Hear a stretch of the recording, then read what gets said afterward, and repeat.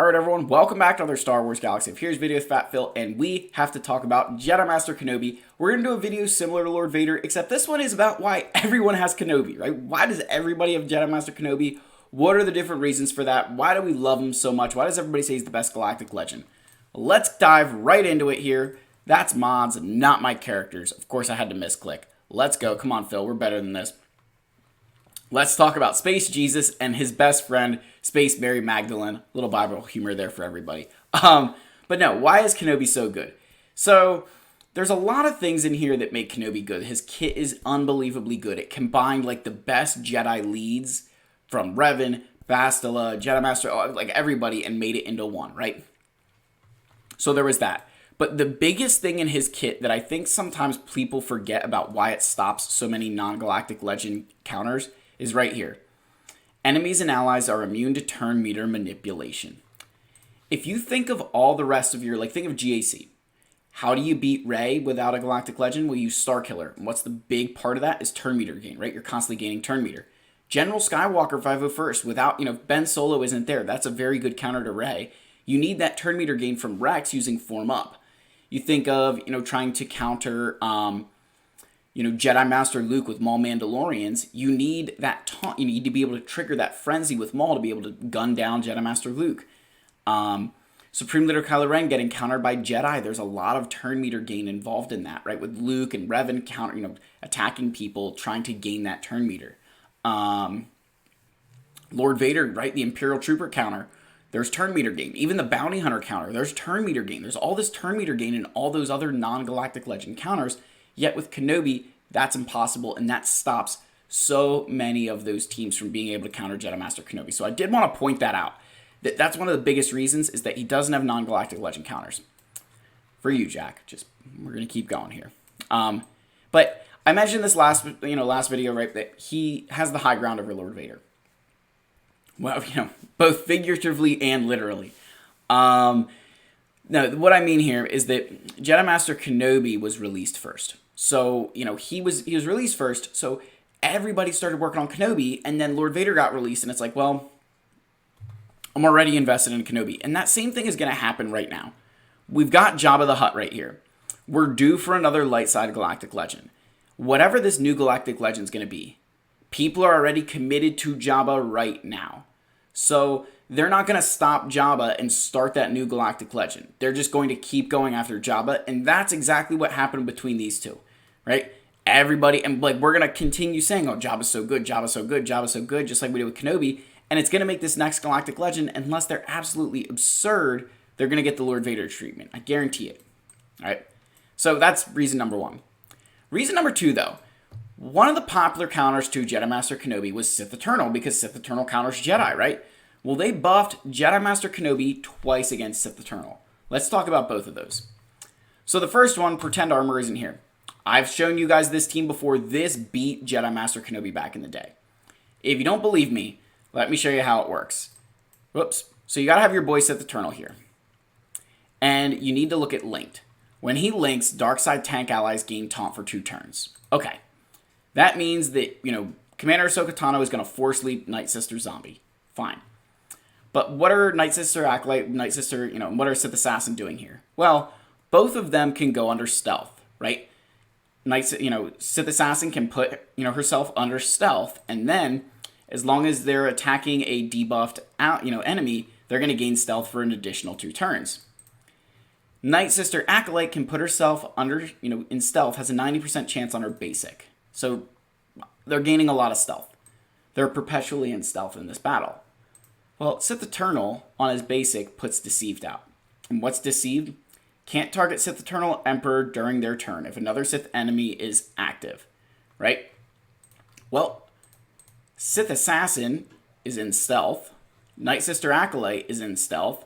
Sith Eternal is out of stealth, and Night Sister Zombie's out of stealth. So you're just going to be sitting there behind Night Sister Zombie. That's literally all that Kenobi team could do. They could just target Zombie. You can't even ignore your taunt to go after Sith Eternal there. You just are stuck going after Zombie. It was hilarious. I have the Armorer here as well. The other way was to use like Watt, Armor, and a bunch of tanks. You give Sith Eternal, the tank tech. You give him the Gucci, right? You give him Beskar armor, and he could kill Jedi Master Kenobi. Well, they added some things into his kit to make sure that that no longer was the case. So the first one here was it's in the high ground. That's right. So if at the start of battle there was a light side unaligned force user that is also Galactic Republic, who could that be? Cat. Excuse me. All Jedi allies ignore protection when targeting a Sith enemy, and Sith enemies can't counterattack for the rest of battle. Now, okay, so they ignore protection, right? Well, that was the whole thing with, was that you're continually reviving your protection with that Beskar armor, right? When you look here, the 3 stacks, right? Look, you're going to recover 30% protection at the end of your turn. So you're gaining protection back there, gaining protection back from the tank tech, and then at 3 stacks, you're getting a 100% counter chance. So you could be constantly counterattacking with Sith Eternal against Jedi Master Kenobi, and they wanted to put a stop to that.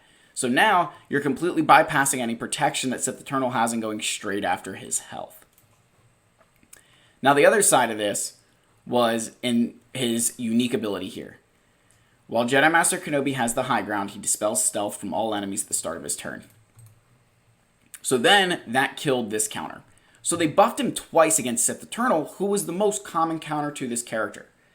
And that really made him good, right? They made Kenobi insanely good.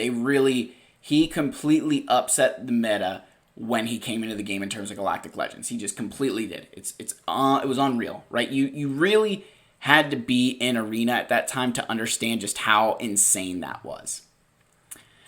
Now, let's talk about his requirements a little bit. Here are just 10 of his requirements. And in these, missing here is Clone Sergeant and Commander Cody, who alright, whatever. But Bo-Katan Kryze is also missing. And Bo-Katan is that's a pretty solid requirement there, right? Like, that's she's pretty friggin' good. Like, we like Bo-Katan. But here's some of the recs. These are all fantastic characters right here, right? Like, all of these are fantastic. And also missing is Aayla Secura, who's good with the Qui-Gon Omicron. So, like, you got the Qui-Gon Jinn, who then got an Omicron, which got even better, right? Grandmaster Yoda, great character. Shaak Ti, amazing. General Kenobi, you're going to use him with Jedi Master Kenobi. Mace Windu, like, all these characters were good. And Mace Windu's gotten a rework now. Like, they made the Kenobi Rex even better, right? General Grievous, Jango, IG, Magna Guard, even Wat Tambor. These 4 were all amazing characters, right?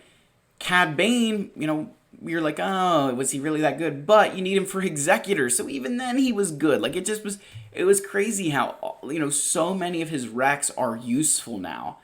And it really blows your mind when you sit there, you stop and you think about it, that his requirements are so player friendly, right? That they all tie in together, right? Like these 4 right here, Separatists, right? Galactic Republic, like they really all tie in so well together. So requirements played a huge role here. 2 Relic 8s, it's not that bad. Couple Relic 7s. This did not feel that hard. It really did not feel that hard to get these requirements done for Jedi Master Kenobi. Kyra Techs. Here was the thing. Remember, I talked about with Lord Vader that there was a lot of Kyra Techs for the Bad Batch. You need them for Padme. You need them for General Skywalker. These characters right here are the only Jedi Master Kenobi characters that require Kyra Techs before their finisher pieces, right? These are the only characters, 3 characters, instead of, with Lord Vader, where it's like, 6 or 7. So, very, very player-friendly in terms of Kyra Tech here, which makes this farm a lot more lucrative for players, because you're not having to expend all this massive amount of gear and then gear up your Galactic Legend. Like, it made a lot more sense, right? So that, this was another big reason, is that, you didn't need nearly as much Kyra Tech. And again, that's going to play a role in players deciding where they want to go and who they want to gear up. So the other thing I want to say is that the Galactic Republic faction was very common. Like down here, even Commander Tano, her conquest was not that hard. So it was very easy to obtain her. And because she was so early on in conquest, a lot of people went straight into her because we had this team already built, right? Everybody had Padme, Jedi Knight Anakin, Ahsoka Tano, and General Kenobi at relic levels at that point. Like everybody built that team because it was good for Geonosis territory battles, grand arenas, you name it, it was good there. So you kind of already had this really good base for your Jedi Master Kenobi team to build from.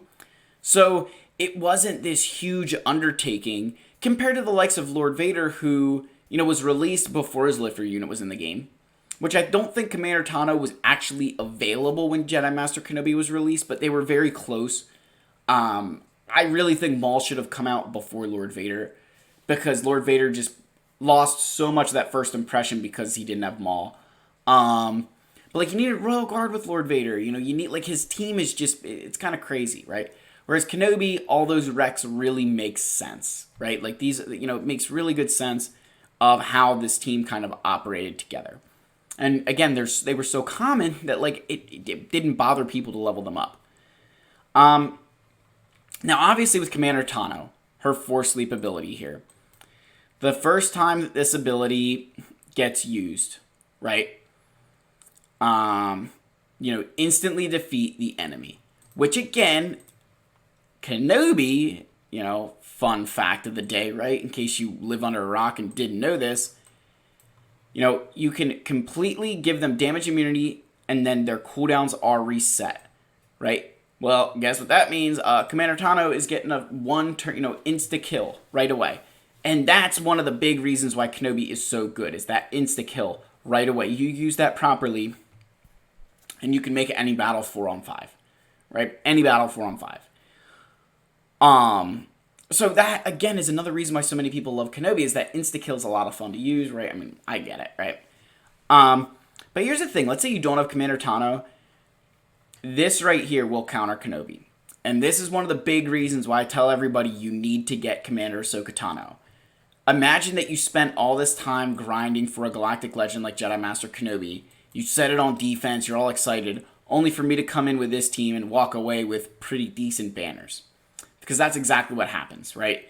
This team will just mop the floor with a Jedi Master Kenobi team that doesn't have Commander Tano, because you won't be able to deal, you won't be able to deal enough damage to these clones, and General Skywalker will ramp enough and just take you out. So, Kenobi's good, but he needs Commander Tano. And that's okay, right? He's allowed to need Commander Tano.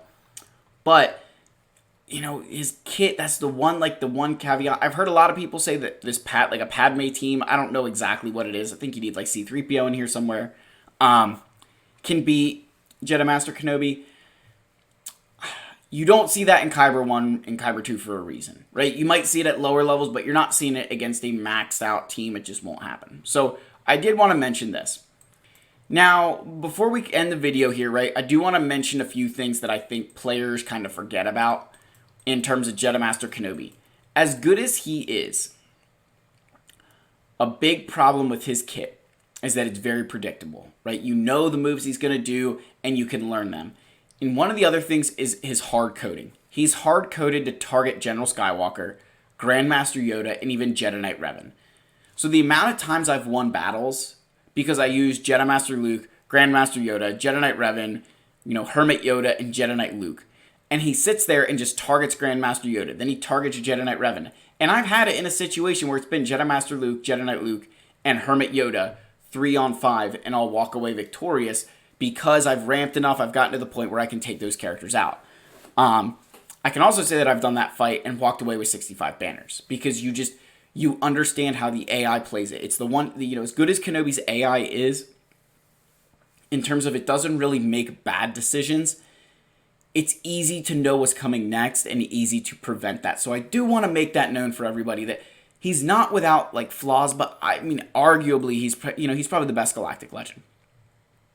And I think that's why everybody has him. It's just, there's not a lot of negative things to say about him. And, a lot of content creators, I wasn't creating content at the time that he was released, but I know a lot of content creators were really pushing you to go after Kenobi, which is what everybody's doing now with Jabba, right? We're all telling you, hey, go get Jabba now. And, who knows? Maybe I'll be making a video saying you shouldn't have listened to me and gotten Jabba. You should have waited. And, I don't know. We'll cross that bridge when we get there. But, guys, that's why Kenobi has the high ground. Let me know what your thoughts are down below. As always, smash that subscribe button. Leave likes. Leave your comments. Let me know what your thoughts are. I'll see you all in the next video. Cheers.